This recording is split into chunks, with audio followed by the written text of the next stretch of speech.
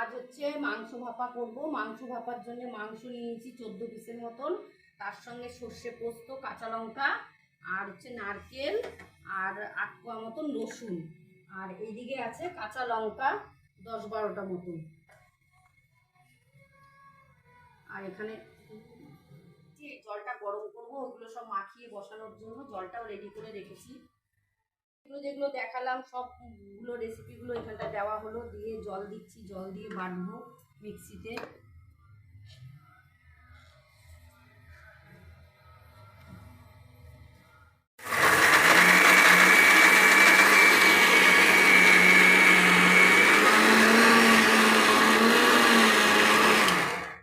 নারকেল পোস্ত যা যা দেওয়া ছিল সব কিছুই ভালো মতন হয়ে গেছে।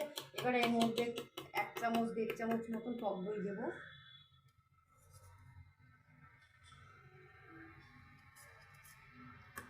এটা দিয়ে আবার একটু ঘুরিয়ে নেব।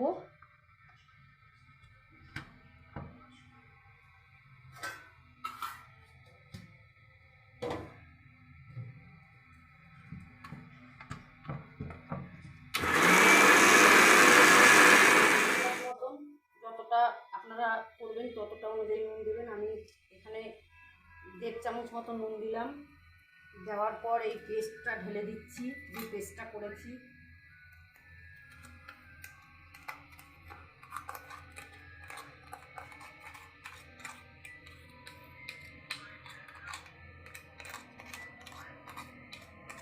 এর মধ্যে পরে একটু জল দেব, দিয়ে মাখাবো, সেটাও দেখাবো। কাঁচা লঙ্কাটা একটু পরে দেবো, আগে তেলটা দিয়ে নিই।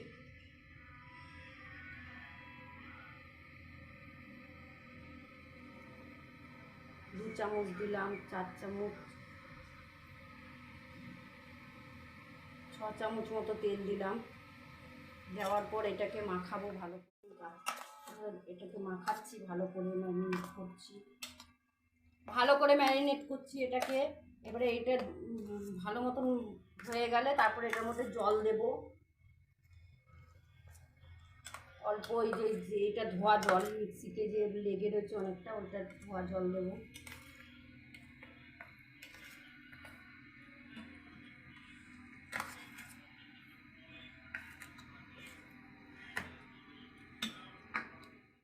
এই কাঁচা লঙ্কাটা দিয়ে দিলাম উপর থেকে, দিয়ে ভালো করে মাখিয়ে নিচ্ছি। আর একটু ভালো করে মাখিয়ে নিলাম।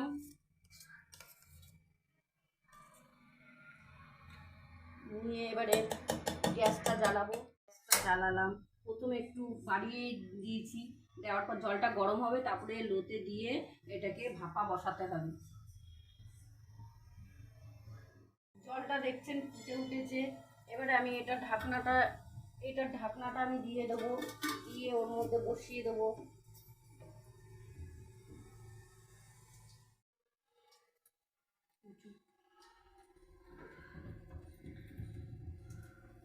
এটা বসিয়ে দিলাম, এই টিফিন কারিটা বসিয়ে দিয়ে এবার এটা ঢেকে দিচ্ছি। ঢেকে দিয়ে সেদ্ধ হওয়ার অপেক্ষায় রইলাম।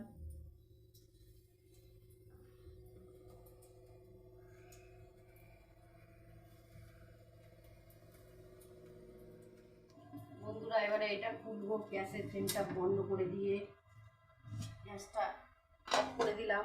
অফ করে এবারে খুলে দেখবো, খুলে দেখি কিরকম হয়েছে, সেদ্ধ হয়েছে নাকি ঠিকঠাক।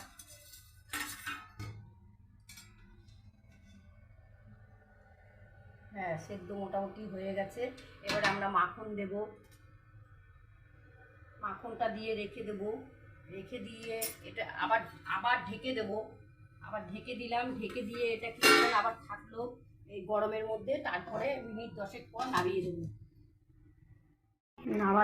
নামালাম, এবারে এটাকে দেখি কিরকম হয়েছে। হ্যাঁ, ঠিক আছে। এবারে আমি এটাকে ঢাকাটা খুললাম, খুলে সাঁড়াশি দিয়ে ধরে নেব, যেহেতু গরম আছে।